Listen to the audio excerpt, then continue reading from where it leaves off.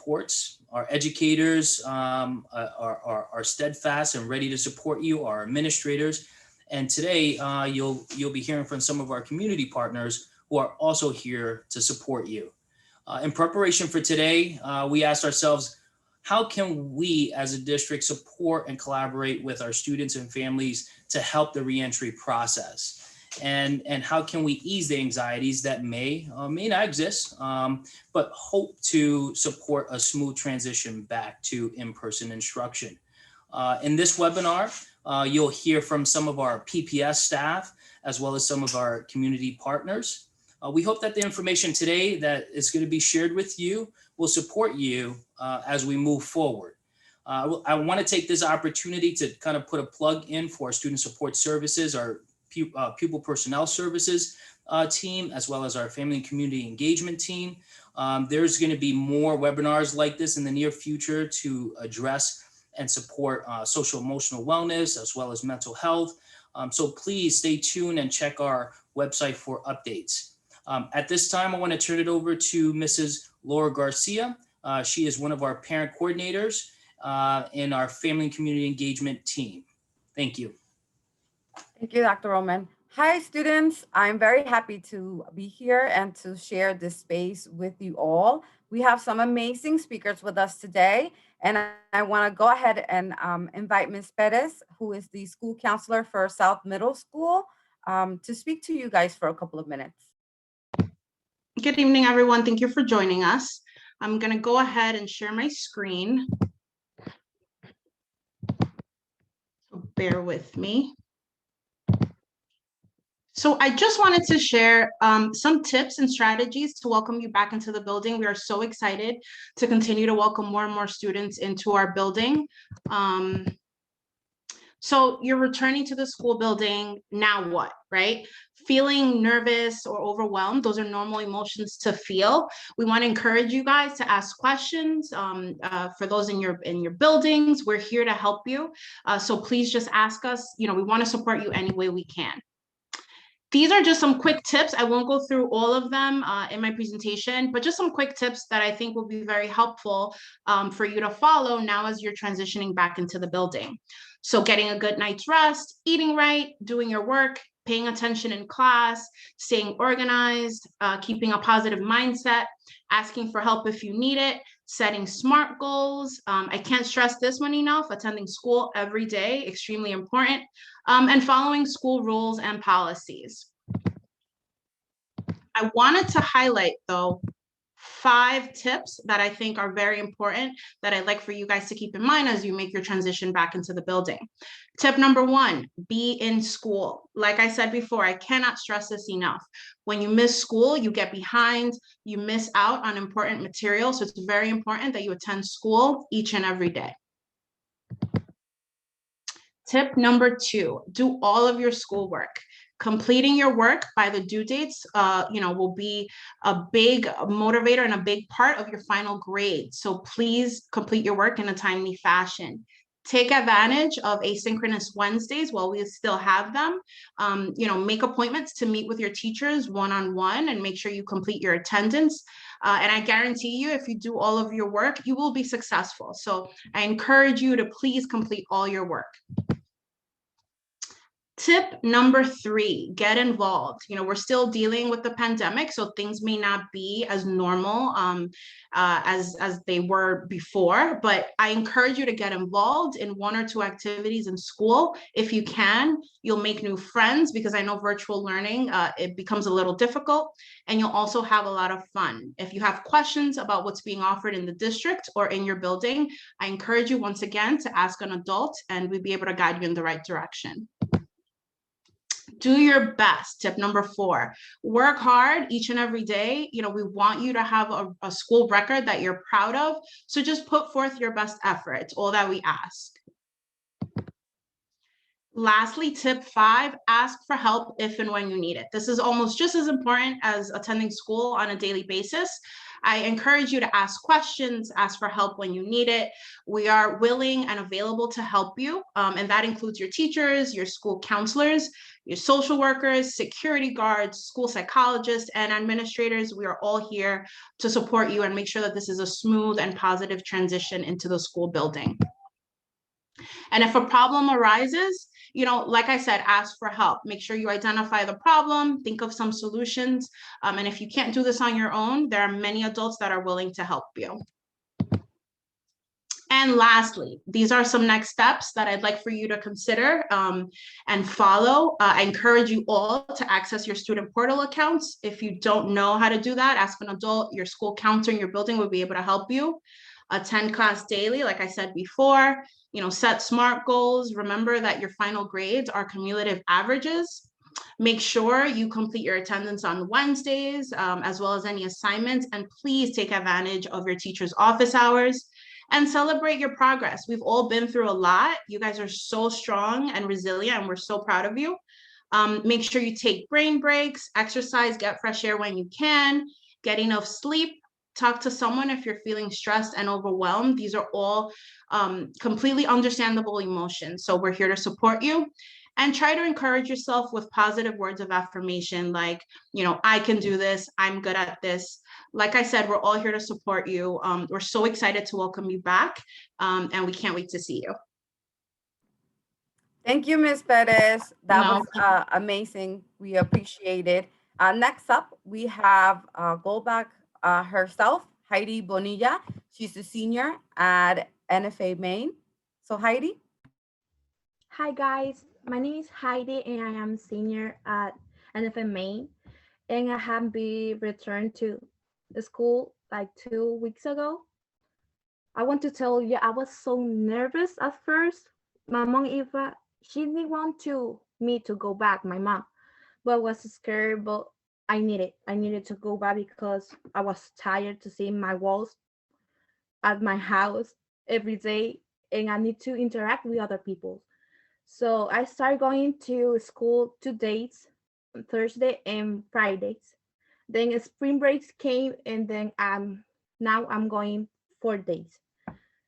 First of all, I'm taking the bus. Like, it's not a big deal because there is not too much people in there. Then I arrived to school and they take my temperature, and there is hand sanitizer everywhere too. So that is good. Then I'm going back to my class. Each class, they have a minimum of students. So in my classes, I just interact with 4 people who are in there, and the other ones are in virtual. That is kind of sad, but okay. So my point is, like, I know that is kind of scary, but also I know that some students are struggling like me, because when I first started just in virtual school, I was depressed with anxiety. Like, I was so tired to be all myself alone all the day. And now I feel like more happy because I interact with other people, and we need that. We need to interact with another people, and it's not the same thing like a teacher is teaching you through a screen, like nobody's talk, nobody have the camera on, you cannot see people faces. And then now I taking classes in person, I see other people, and that is good. So I hope you guys can have this, you can make the decision to go back in person. Thank you. Thank you so much, Heidi, for sharing with us your personal story. We really appreciate it. Next up, we have Project Hope, Ms. Debbie Van. Myself. Thank you so much for the invitation, and I'm going to share my screen with you, and so I can go straight in and share what Project Hope is. And Project Hope is a crisis program that has been developed by FEMA, And FEMA is typically known as the Federal Emergency Management Program. And through this program with New York State and SAMHSA, we are able to provide services in Orange County. So now there are 3 agencies: Access for Living, Independent Living, and Mental Health Association of Orange County. I will play a slide for you now that will provide a more detailed presentation on what Project Hope can do and how we can work together.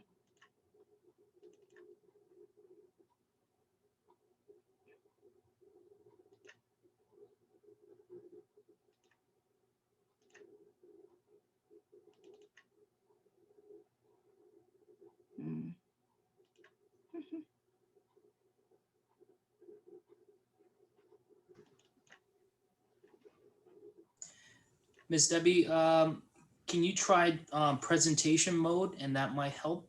Okay, all right. Okay, let me try that. Sorry. Okay.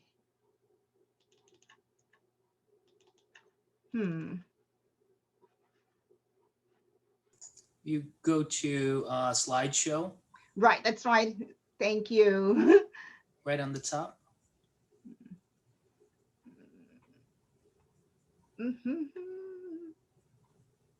There it is. Right, okay. And Saffron, okay. Okay, great. Thank you. Sorry about that. Okay, so yes, so here we, as I mentioned, so I will go directly to the slide that will, I will play and will provide you information on Project Hope.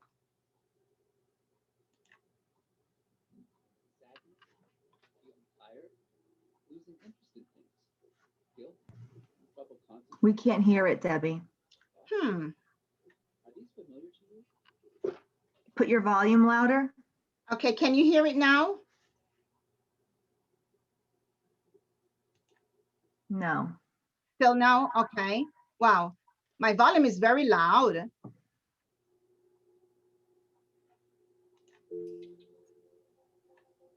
Tristeza, de New York. There we go. Okay. But it's in Spanish. Sadness, feeling tired, losing interest in things. That's better. Trouble concentrating, suicidal thoughts. Are these familiar to you? Have they been bothering you persistently? We are living through difficult times that, for many of us, can cause difficult feelings. Some people are getting very anxious and depressed. There is always help in difficult times, and you can find resources at newyorkprojecthope.org that may help you cope and recover from these symptoms. COVID-19 is a global disaster, and it's a huge stressor, so there's no shame in expressing your emotions and feeling the way you feel, or in getting help if necessary. The world and many people's lives are changing in a fast and sometimes frightening and confusing way. But crises pass, and this one will too. You're not alone in feeling this way, and there are ways you can grow and recover. New York Project Hope is committed to helping you understand your reactions and emotions throughout this crisis. COVID crisis counselors and educational materials are available to you for free on the website. The outbreak of the coronavirus has had a big effect on many people's mental health because so many have experienced great loss. This may be the loss of a loved one, a friend, a job, the support of others, or even the loss of access to favorite places or activities like restaurants, schools and colleges, ball games, or museums. These upsetting changes bring up strong emotions and can lead to emotional difficulties and symptoms, including feeling depressed, anxious, and worried. Crisis counselors understand the emotional difficulties that you may be going through, and they are ready and available to talk to you anonymously, free, and without judgment wherever you are. Feelings of sadness and depression often follow stressful life events, and this is certainly true these days. Being depressed is more than feeling sad or tired. It is also when those feelings are overwhelming and don't go away. Other feelings of depression include losing interest in things you used to enjoy, anxiety, guilt, poor concentration, withdrawing from other people, sleep and appetite problems, decreased interest in sex, and sometimes suicidal thoughts. When people feel depressed, they may feel hopeless and worthless. If you are sad, your mental state can improve. There are things that you can do to make yourself feel better. These include reaching out to friends and family for support, doing things that you enjoy, eating healthy, maintaining a routine, finding time to exercise and get outdoors, and limiting your time on social media. Sometimes it might help you to talk with someone. There is help available to you now. Crisis counseling is free and confidential and available through New York Project Hope. You can learn more by going to New York Project Hope's website at newyorkprojecthope.org or scanning this QR code. Some people may want help from a mental health professional who can provide therapy designed especially for their individual situations. If this sounds helpful to you, New York Project Hope can assist you in finding a therapist. You can connect with our knowledgeable and caring crisis counselors who can help refer you to a therapist, or crisis counselors can help connect you to your insurance company or a primary care provider. You can also go to the Connect page on the New York Project Hope website to find resources and assistance. Okay, great. And so now we have a program that's coming very soon, which is geared towards teens and dealing with COVID, and that will be also available on your school website and your Facebook, where you'll be able to have the information to contact us. And we are here to provide you all the support that you need. Here's information on how to contact us in general. So if you have a pen or paper, feel free to write this down and keep it as a safe place for you whenever you need it. We are on social media also, and we have also a lot of educational information, coping tips, and more social media platforms that we are available to your for your convenience. Okay, thank you. Thank you very much to all of our speakers. Scholars, thank you so much for joining us today. We are very happy to have you participate in this event tonight. We care about you. Please reach out for help if you need it. And for the families who are joining us, please stay tuned. We'll do a quick transition.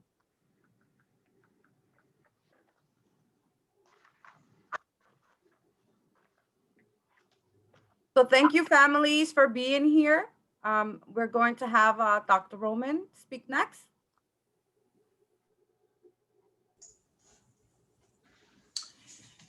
Greetings, Newburgh families. My name is Dr. Pedro Roman. I'm the Assistant Superintendent for Student Support Services. Thank you so much for joining us this afternoon. As you know, our students and our teachers have been starting to return to more in-person instruction after an unprecedented year of virtual and hybrid schooling.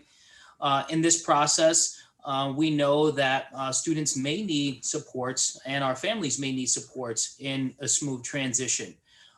For our students, that may include academic and social emotional supports. And for our families, it's how do I best support my child in the transition? Our educators, our administrators, our community partners are here ready to support you and our scholars. In preparation for today's session, we asked ourselves, how can our district collaborate with students and families in the reentry process? And how can we ease the anxieties that may exist and help with the smooth transition? In today's webinar, you'll be hearing from some of our pupil personnel staff members, as well as some of our community partners. And we hope that the information that's shared with you today will support in the transition back to more in-person schooling. I would like to just take this opportunity to kind of put a plug in for our student support services team, specifically our PPS and our family and community engagement team. They're working on several webinars in the near future to help support and address mental health, social emotional wellness. So please stay tuned for that. Information is going to be posted on our website. At this time, I'd like to turn it over to Mrs. Laura Garcia. Thank you, families, for being here. Up next, we have a couple of different speakers, and I want to introduce Ms. Julika von Stockenberg. She's the family and community resilience educator at Cornell Cooperative Extension. She's a certified coach and credentialed parenting educator, a mother of 3 herself, and an active member of the community.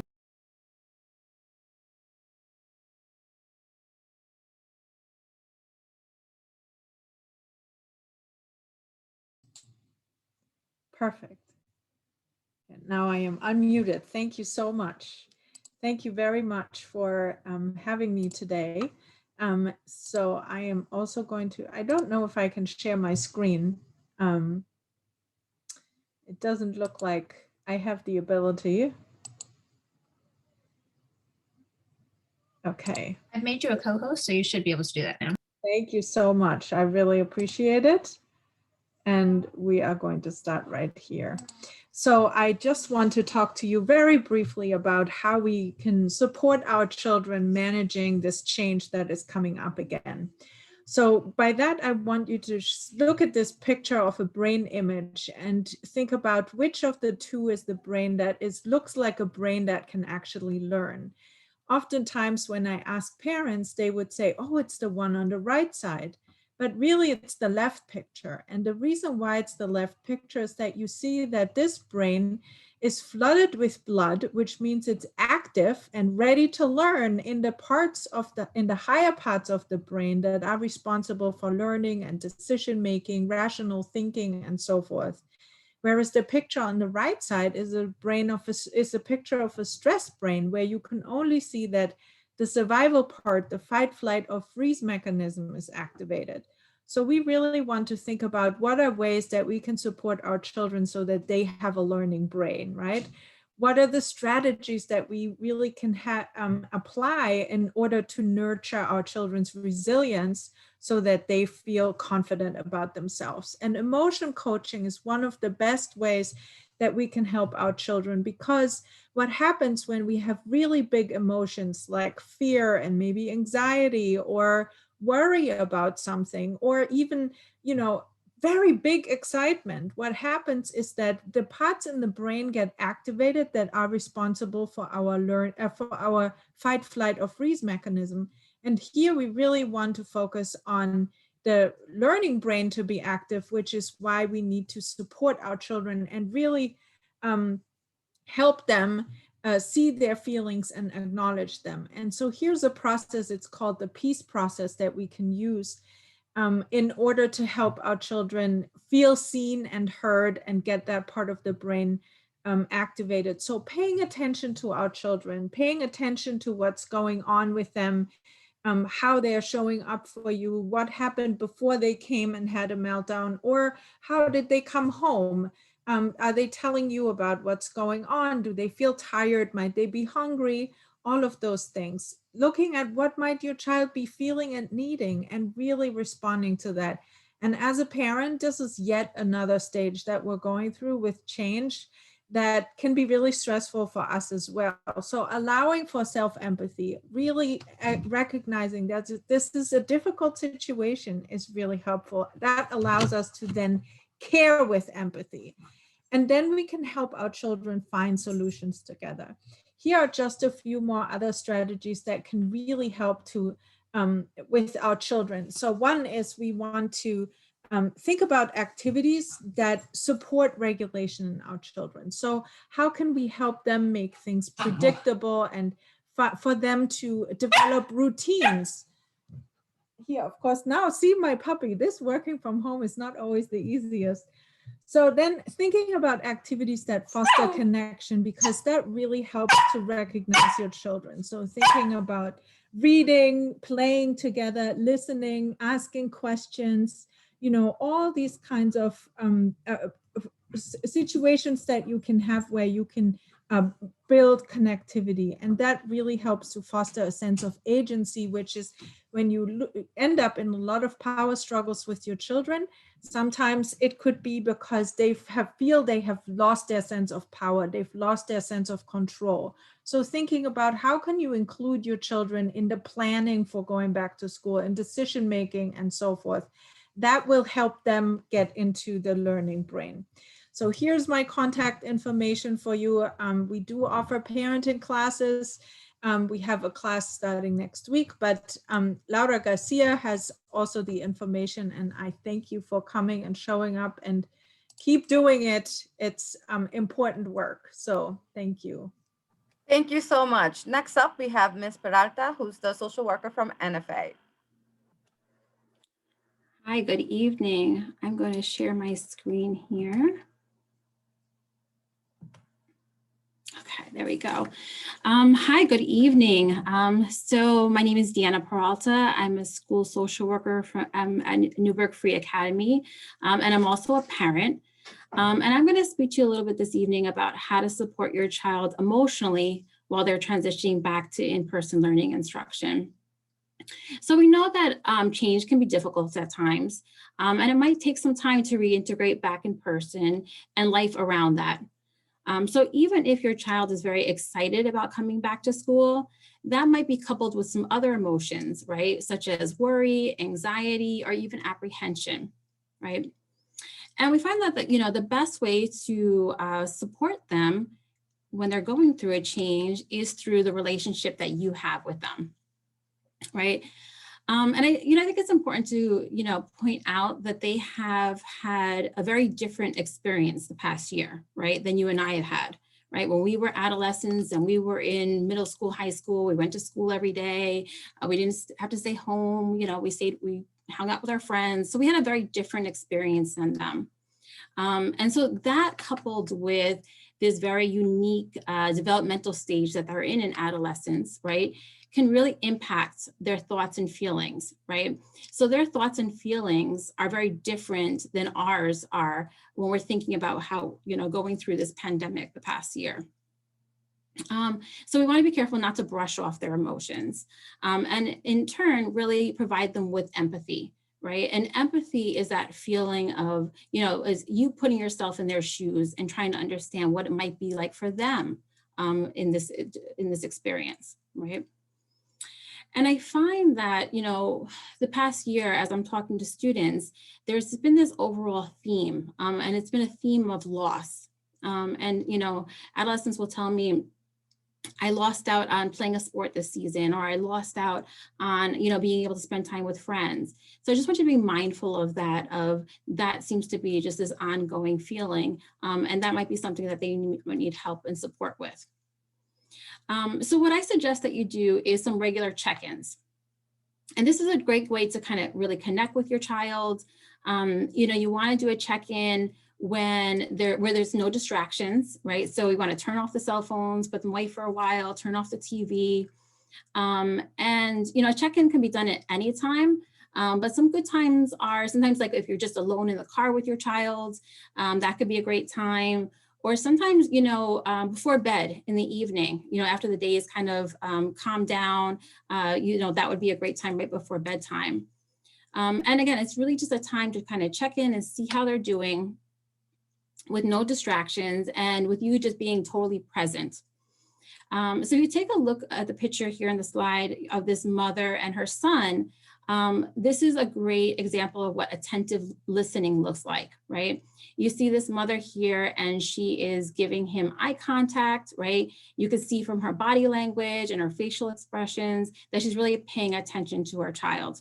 So that's the kind of attentive listening that we want to give to them. And we want to give them an opportunity to really vent and express themselves, right? Because we know that these kids have a lot to say about what they think and feel. So we want to give them the opportunity to do that. And to do that, right, we have to be careful to not judge them.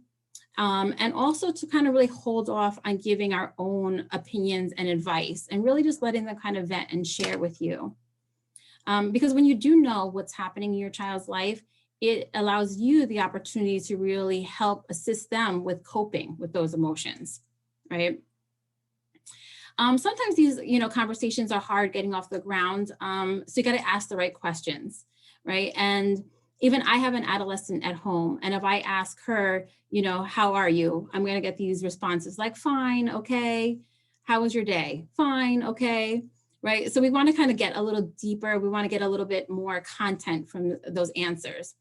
And that's usually about just asking the right questions. So we want to ask them really just open-ended questions. So you might want to ask something like, what have you missed about school, right? What are you looking forward to the most about going back? Or like, what are you worried about? And with those kind of questions, you should get a little bit more content and meaty answers where it can really help you understand what's going on with them. And I encourage you to stay positive with them because students really mirror what their parents are feeling. So if you're feeling positive about them coming back, and you're feeling positive about their ability to handle the change of coming back, that helps to build up their self-efficacy. And that's that feeling of, I can do it. I got this. I can handle this, right? Okay. And just to talk a little bit about expectations, right? So over the past year, we've all had to be really flexible and adaptable. And we need to continue to do that. We need to anticipate that there might be some hiccups along the way and just be ready to roll with it, right? And that means just really staying mentally flexible and ready to adapt as needed. So let's not expect everything to just change overnight. So, if your child's grades were slipping, they might not suddenly just go right back up. Or if they were having a hard time socializing when they were home a lot, that might not just snap back right away. In fact, it might be awkward for a little while. So we want to have some just really realistic expectations and just anticipate that getting into a new stable groove, might take some time, right? And that's included with routines, right? Because if your child's coming in person, it's very likely you're going to have to wake up a little earlier to get here. And that also means going to bed a little earlier. And, anticipating that now there's going to be buses and drop-offs and that might shift around meal times. So routines might change. So it's important to kind of prep ahead of time and talk about those ahead of time and start getting ready for those. And then reactions, right? And this might look different for every child, but oftentimes with change, right, it might feel like an emotional overload for your child, right? And that might come out in different ways.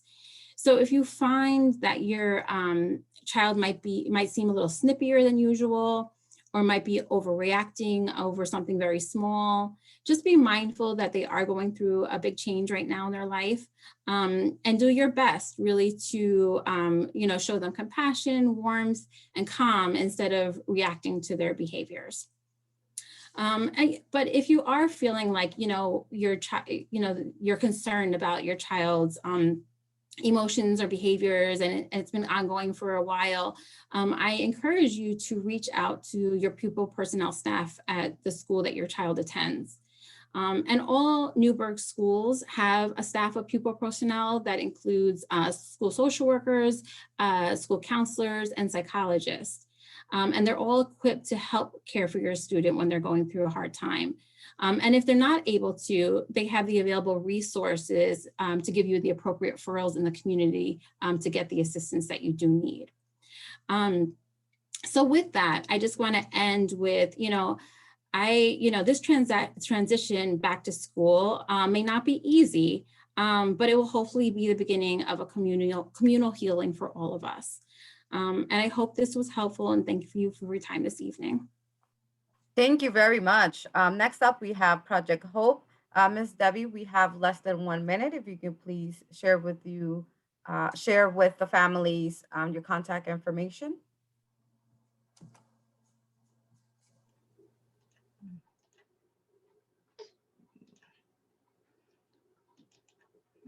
Okay.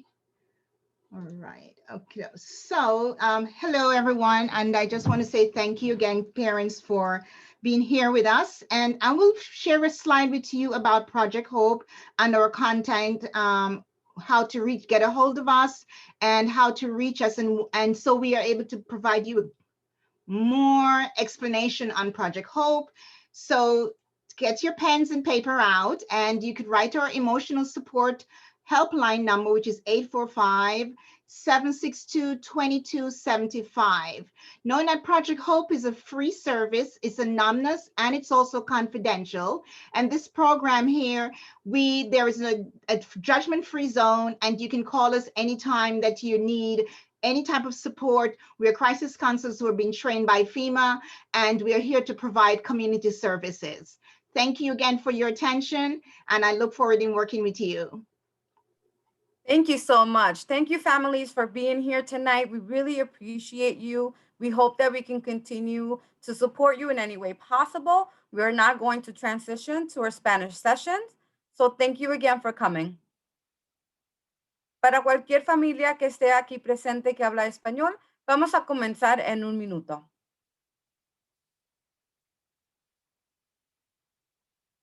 Esta sesión es específicamente para los estudiantes, pero si tenemos a padres en línea, no se preocupen, estamos muy felices de que nos pudo acompañar. Hola, Go Backs, bienvenidos esta noche. Tenemos muchas personas que quieren hablar con ustedes y compartir recursos que son muy importantes para su futuro y para poder asegurarnos de que ustedes estén bien. La primera persona que va a hablar, tenemos a Ms. Pérez, la consejera de South Middle School, y les va a hacer una pequeña presentación. Ms. Pérez. Muy buenas noches, gracias por estar con nosotros esta noche. Les quiero dar la bienvenida y voy a presentar mi pantalla.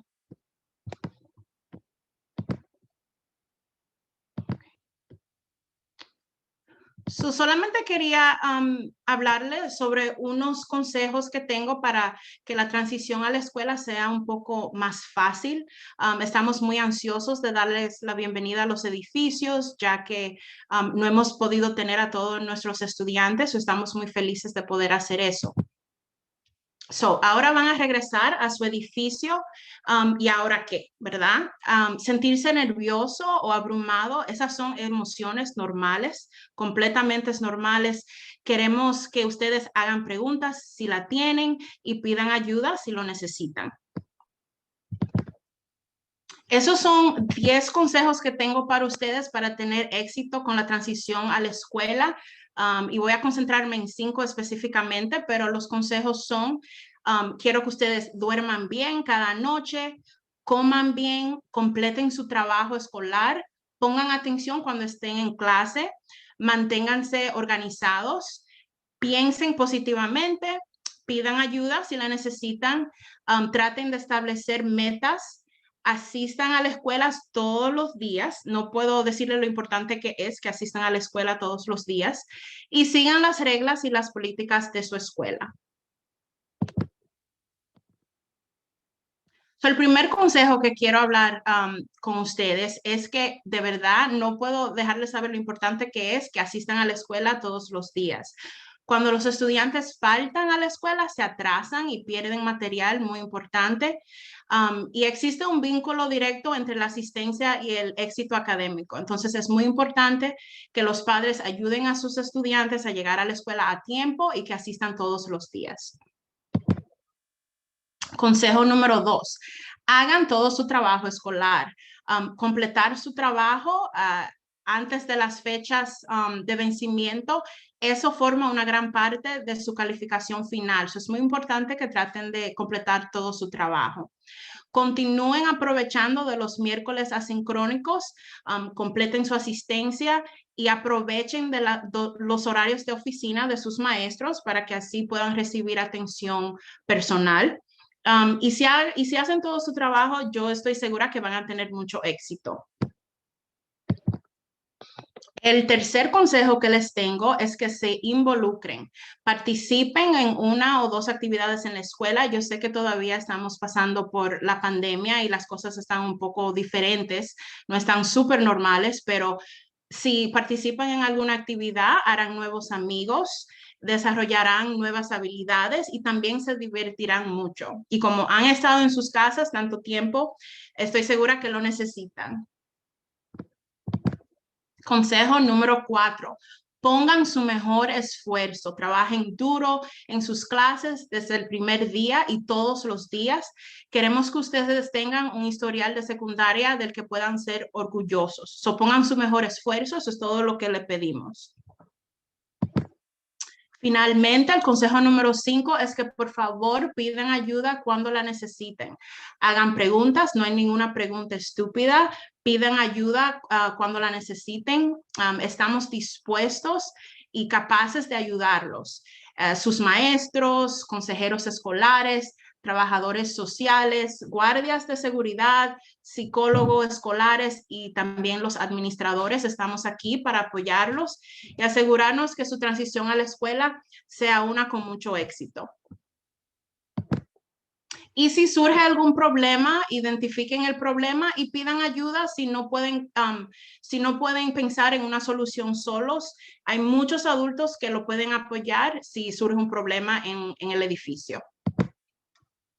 Y algunos próximos pasos que quisiera que ustedes tomaran en cuenta académicamente, si pueden acceder a su cuenta del portal de estudiantes y padres, les sugiero que lo hagan. Contacten o a la oficina principal del edificio a donde asiste su hijo o hija o al consejero escolar y lo pueden ayudar con eso.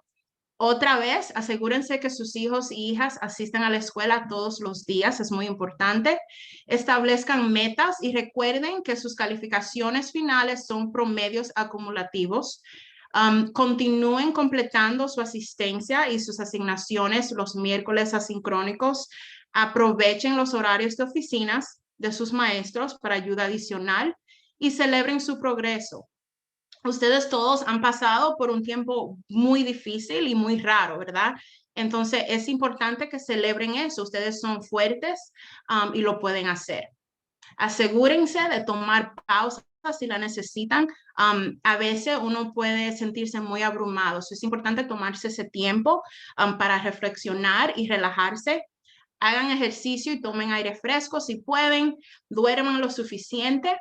Hablen con alguien si se sienten estresados, estamos aquí para ayudarlos y anímense con palabras positivas de afirmación porque ustedes son increíbles y pueden lograr lo que sea. Estamos tan felices y ansiosos de darles la bienvenida a los edificios y espero verlos pronto. Thank you. Muchas gracias, Ms. Pérez. La siguiente persona que va a hablar es Heidi Bonilla. Ella es una senior en la NFA Main y nos va a hablar un poquito en menos de 2 minutos sobre su experiencia de regresar a la escuela. Heidi. Ok, hola, mi nombre es Heidi, soy senior en la escuela NFA Main y llevo alrededor de 2 semanas yendo a la escuela en persona. Al principio estaba un poco nerviosa y mi familia no quería que yo fuera por la situación como estamos todavía, pero era algo que yo necesitaba porque necesitaba regresar, porque desde el año pasado, antes de terminar mi junior year, no había estado con alrededor de personas ni nada, entonces necesitaba estar alrededor de personas, interactuar con nuevas personas porque ya estaba cansada de ver las paredes de mi casa. Y yo sé que muchos están así también. Y también sé de que la experiencia de tener clases en línea a en persona es muy distinta.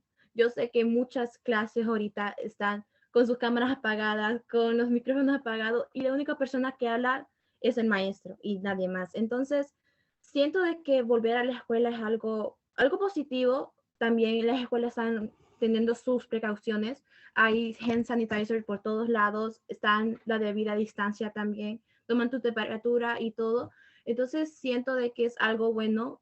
Entonces yo les quiero decir a ustedes de que aunque sea, intenten regresar a la escuela, intenten la experiencia nueva que hay durante la escuela, porque sé que todo el mundo está cansado de estar en la casa. Es algo, y la escuela es un segundo hogar, donde todo el mundo va a interactuar con nuevas personas, donde todo el mundo pasa la mayoría del tiempo. Entonces es un poco triste estar todo el tiempo en la casa. Gracias. Muchas gracias, Heidi.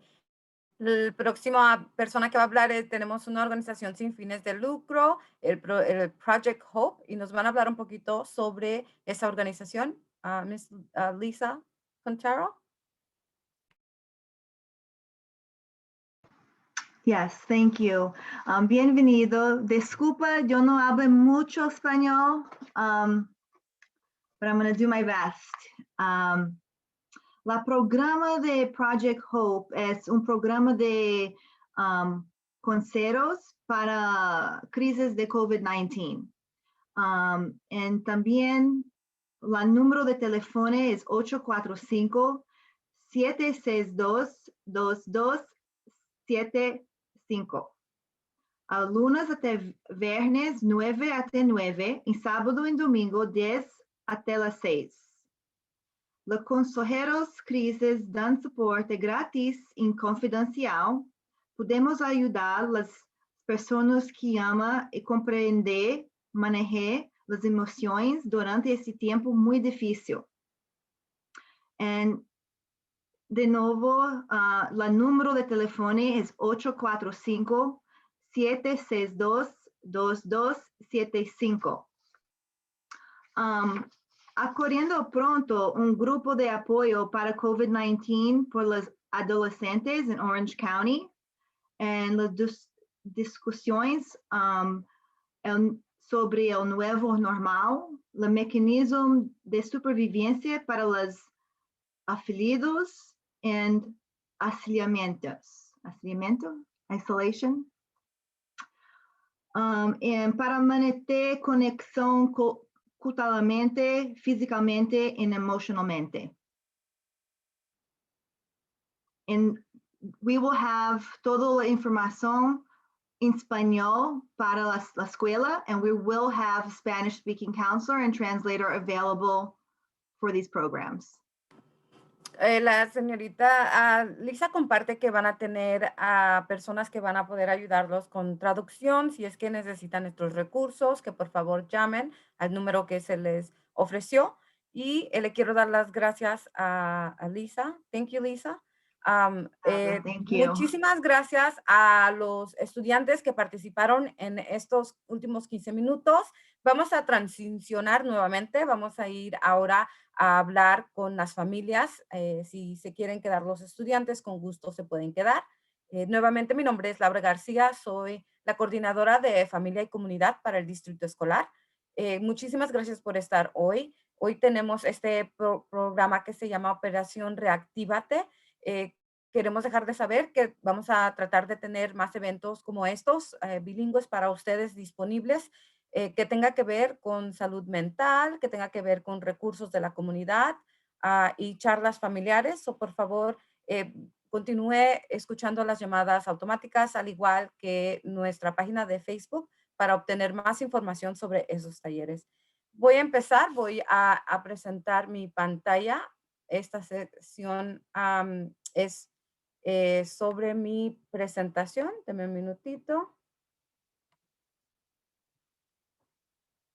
Y en esta parte vamos a hablar sobre cómo podemos apoyar a su estudiante emocionalmente mientras ellos hacen la transición de regreso a la instrucción en persona, ¿no?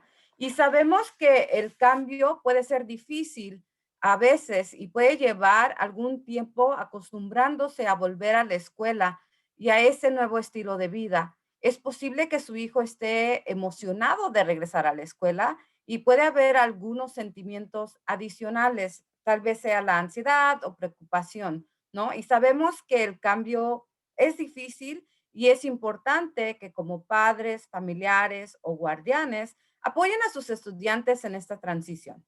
La forma que lo pueden hacer es a través de la relación que ya tienen con sus hijos. También es importante señalar que estos son tiempos muy difíciles y que cuando ustedes y yo íbamos a la escuela, no estábamos en medio de una pandemia y por desgracia para sus hijos están viviendo una experiencia única y por lo tanto hay que apoyarlos. Y se encuentra los estudiantes en una etapa de desarrollo muy singular en su crecimiento, en la forma en que ellos piensan y se sienten consigo mismos. Queremos ser conscientes de que su experiencia en la pandemia es muy diferente de la suya y de la mía. Y queremos ser empáticos sobre cómo se sienten sus estudiantes, ¿no? Es muy importante que se comunique con sus hijos y para hacer esto, pueden hacer algunas de estas cosas. Pueden hacer lo que se conoce en inglés como un check-in, que es, lo puedo describir como una sesión donde puede preguntar a su hijo o hija que cómo se sienten, ¿no? Es una forma de reservar un tiempo para reunirse y tener algo de tiempo para conectarse y escuchar lo que está sucediendo en las vidas de sus hijos. Una sesión donde le puede usted preguntar al estudiante cómo se siente, puede realizarse en cualquier momento. A veces mientras está manejando en el carro o mientras están terminando el día y se están arreglando para acostarse. Es importante dedicar tiempo a escuchar atentamente y y a veces hay que, sé que es muy difícil y para hacer ese tipo de conversaciones, pero con la práctica todo es posible, ¿no? Asegúrese de que las distracciones cuando hablen con sus hijos para preguntarle cómo estén apagadas, como por ejemplo los celulares, las televisoras. Yo sé que en mi familia siempre tenemos las noticias prendidas todo el día, pero hay que dedicar este tiempo para ver cómo se sienten sus hijos y hacerles preguntas que nos puedan contestar con respuestas alargadas y no respuestas fáciles como sí o no, ¿no? Y le voy a dar algunos ejemplos. Le podría preguntar al estudiante, ¿qué es lo que más extrañas de la escuela? Así ellos tendrán que darle una respuesta más larga y más detallada. Otra pregunta puede ser, ¿qué te preocupa? ¿No? Otro ejemplo puede ser, ¿qué es lo que quisieras que te ayudara yo? Entonces, estas preguntas ayudan a que uno pueda tener ese tipo de conversación que sería muy importante para entender cómo se sienten sus hijos. Con este tipo de conversación le está dando la oportunidad a sus hijos de hablar, compartir y desahogarse. Si realmente le preocupa que su estudiante regrese a la escuela, entienda que sus propios sentimientos a veces se pueden traspasar a los jóvenes, ¿no? Entonces, si se siente usted positivo sobre el hecho de que ellos van a regresar a la escuela, eso va a ayudar a que ellos se sientan más seguros de sí mismos y se sentirán como que sí lo pueden hacer. Así que manténganse positivos todo el tiempo. Eso va a construir que sus hijos tengan autodefensas, que la sensación de que pudo hacer las cosas lo van a motivar a ellos. En este año sabemos que han cambiado mucho nuestras expectativas con el tiempo y queremos seguir siendo flexibles y adaptables como lo tuvimos que hacer desde el principio, ¿no?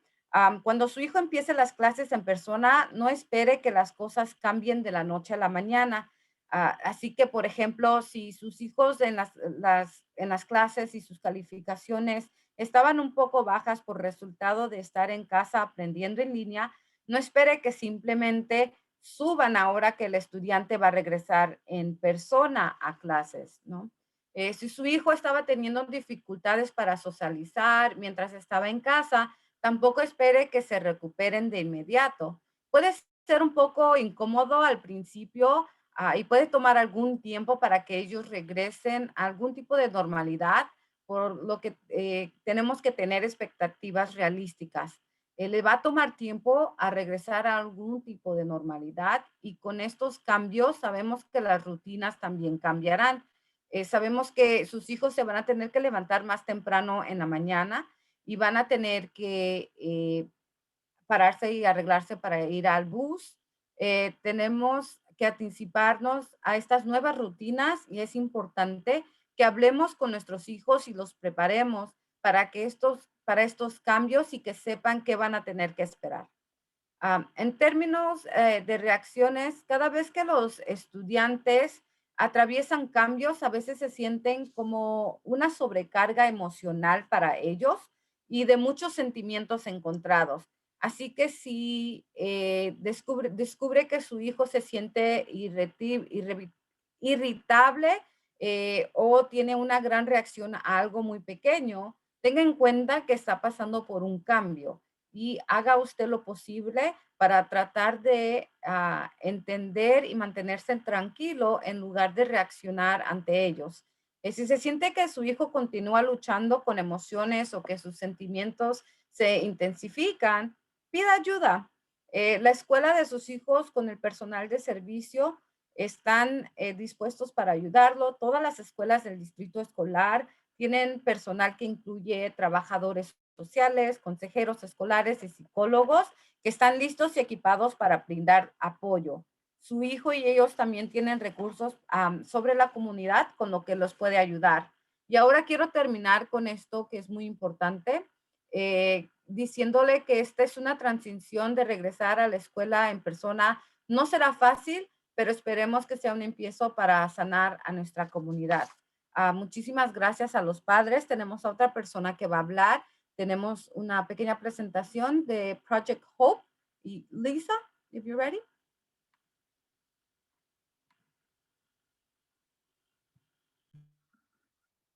Bienvenido todo el mundo.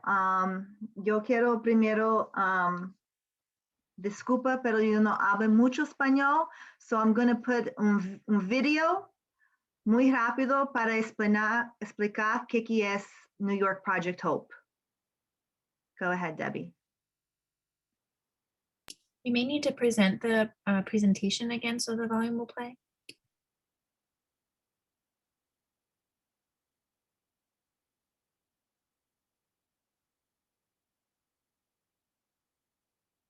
Did you hear that, Debbie?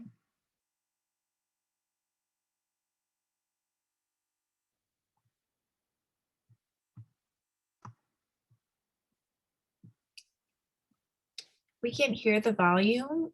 I'm not sure if it's on your computer or right on where you're playing it. Debbie, is your volume all the way up? I think I was on mute. Sorry about that. Did you go to the presentation format? Yes. Okay. Estamos viviendo tiempos difíciles que para muchos de nosotros pueden provocar sentimientos difíciles. Algunas personas se sienten muy ansiosas y deprimidas. Siempre hay ayuda en los momentos difíciles y puedes encontrar recursos en nyprojecthope.org que pueden ayudarte a afrontar y recuperarte de estos síntomas. El COVID-19 es una catástrofe mundial y es un gran factor de estrés, así que no hay que avergonzarse de expresar tus emociones y sentirte como te sientes o de buscar ayuda si es necesario. El mundo y la vida de muchas personas están cambiando de forma rápida y a veces aterradora y confusa, pero las crisis pasan y esta también lo hará. No eres el único que se siente así y hay formas de crecer y recuperarse. New York Project Hope se compromete a ayudarte a entender tus reacciones y emociones a lo largo de esta crisis. En el sitio web hay consejeros de crisis de COVID y materiales educativos que están a tu disposición de forma gratuita.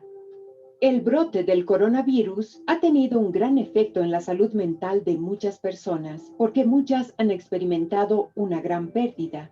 Puede tratarse de la pérdida de un ser querido, de un amigo, de un trabajo, del apoyo de otros o incluso de la pérdida de acceso a lugares o actividades favoritas como restaurantes, colegios e institutos, juegos de pelota o museos. Estos cambios perturbadores hacen aflorar fuertes emociones y pueden provocar dificultades emocionales y síntomas como sentirse deprimido, ansioso y preocupado.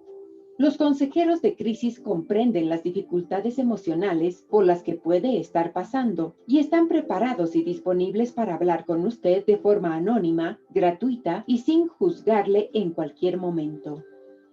Los sentimientos de tristeza y depresión suelen ser consecuencia de acontecimientos vitales estresantes, y esto es ciertamente cierto hoy en día. Estar deprimido es algo más que sentirse triste o cansado. También lo es cuando esos sentimientos son abrumadores y no desaparecen. Otros sentimientos de depresión son la pérdida de interés por las cosas que antes se disfrutaban, la ansiedad, la culpa, la falta de concentración, el alejamiento de otras personas, los problemas de sueño y apetito, la disminución del interés por el sexo y a veces los pensamientos suicidas. Cuando las personas se sienten deprimidas, pueden sentirse desesperadas y sin valor. Si estás triste, tu estado mental puede mejorar. Hay cosas que puedes hacer para sentirte mejor. Por ejemplo, buscar el apoyo de amigos y familiares, hacer cosas que te gusten, comer de forma saludable, mantener una rutina, encontrar tiempo para hacer ejercicio y salir al aire libre y limitar tu tiempo en las redes sociales. A veces puede ayudarte a hablar con alguien. Ahora hay ayuda disponible para ti y tu familia.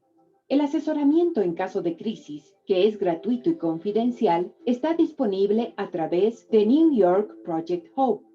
Puedes obtener más información visitando el sitio web de New York Project Hope en nyprojecthope.org o escaneando este código QR. Algunas personas pueden buscar la ayuda de un profesional.